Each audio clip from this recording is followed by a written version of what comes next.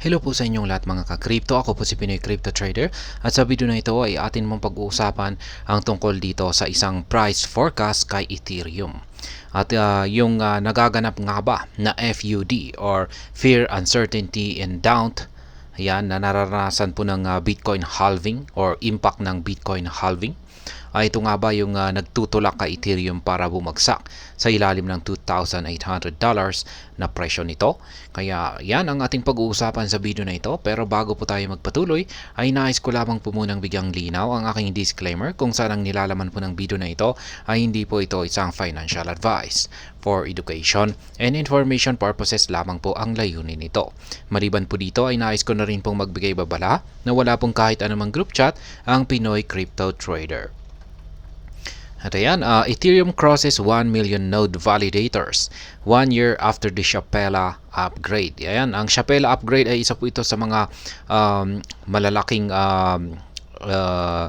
naganap na development dito kay Ethereum, ang Shapella upgrade, at meron po itong kaugnayan sa kanilang staking program. At ayan, dahil dito ay lumago po yung kanilang mga node validators at umabot na po ng 1 million yung kanilang bilang. At naganap lamang po yan sa loob ng isang taon. Kaya yan, matindi po ang kanilang Shapella upgrade dito. Ayan, makikita po natin meron silang network history dito or chart nila sa bilang po ng kanilang aktibong mga validators. Kaya yan, mula po ng mga May. Ayan, May. At kitang-kita natin na tuloy-tuloy po na umaangat or tumataas yung kanyang line chart dito.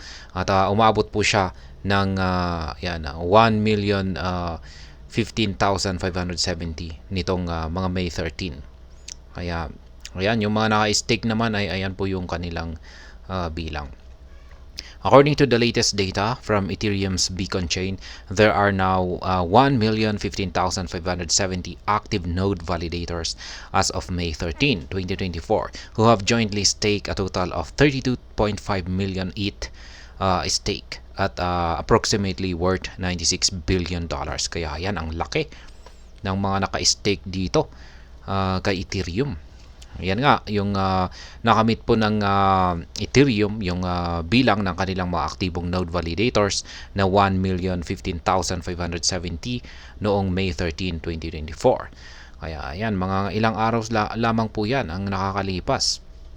At yung kanilang yung amount po ng nakastake dito kay Ethereum ay umaabot na po ng 32.5 million na Ethereum token. At yan po ay approximately ang equivalent po niyan sa halaga nito ngayon base sa kasalukuyang presyo ni Ethereum ngayon ay nasa $96 billion. Kaya ang laki po niyan. However, in the short term, things could pan out slightly differently. A closer look at another critical metric shows that ETH has been struggling to attract new stakers since the Bitcoin halving. Kaya yan, kung titignan daw po natin sa ibang mga metrics, ayan, ay mukhang si Ethereum ay nakakaranas daw po ng struggle or nahihirapan daw po siyang makaakit ng mga bagong staker. At nag-umpisa daw po yan noong maganap ang Bitcoin halving nitong nakalipas po na buwan ng Abril. Mga April 20 po yan. Kaya yan, meron po silang pinakita rito na chart, isang validator queue na chart kung saan ay yung kulay blue po na linya na ito ay yung pumapasok po na mga stakers, mga bagong stakers.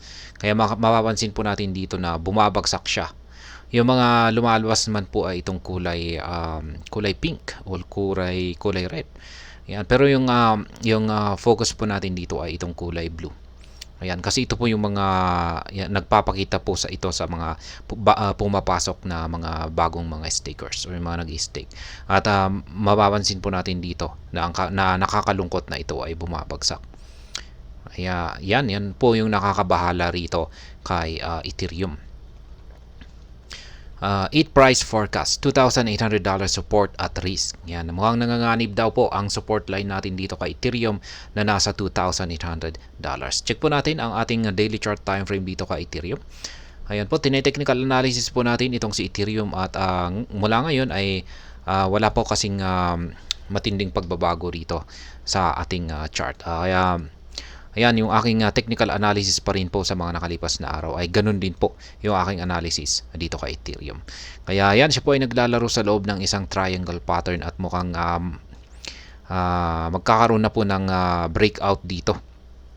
Ayan, malapit na po siyang magkaroon ng breakout dito sa ating triangle pattern na ito.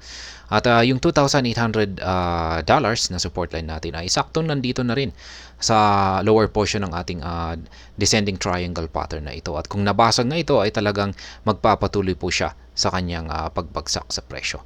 Pero kung siya po ay magkakaroon ng breakout sa upper portion nito, ay aakyat po siya. Yun nga lang at meron po tayong napakatigas dito na isang resistance line sa 3,040.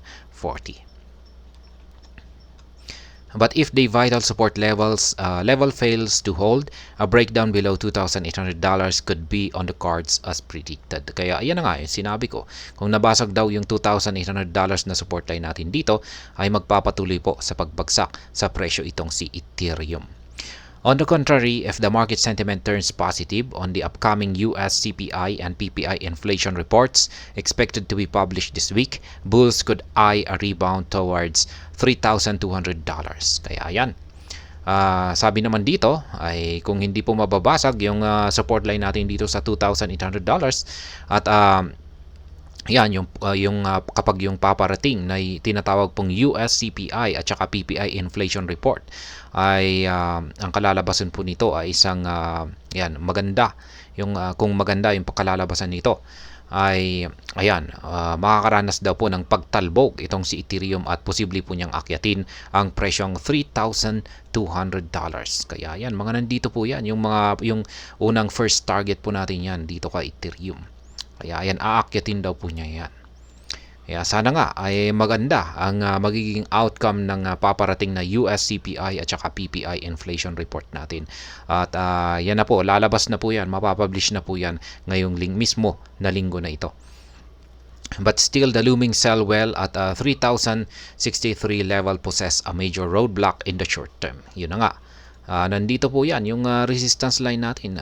Sa atin ay 3,040. At dito ay 3,063. Kaya halos malapit na rin. Kaya ito po yung talagang sagabal rito.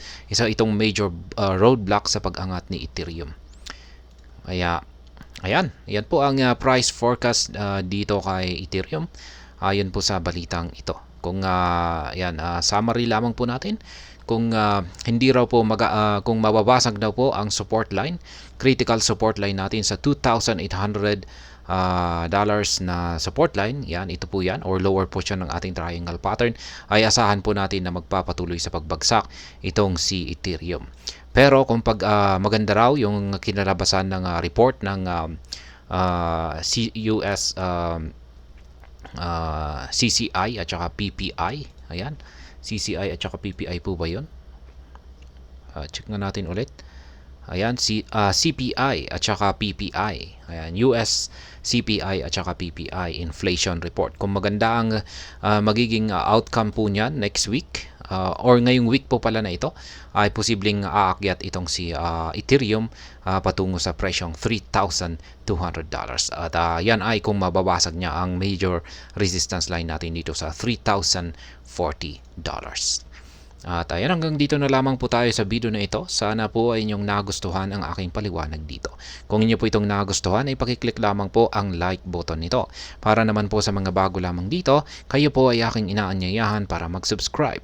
Pakiclick na rin po ang bell icon nito dahil ito po ang siya magsisilbing notification nito sa mga bago kong videos na akin pong ina-upload sa aking YouTube channel na ito. Marami pong salamat sa panonood. Ingat po tayo lagi at God bless po sa ating lahat.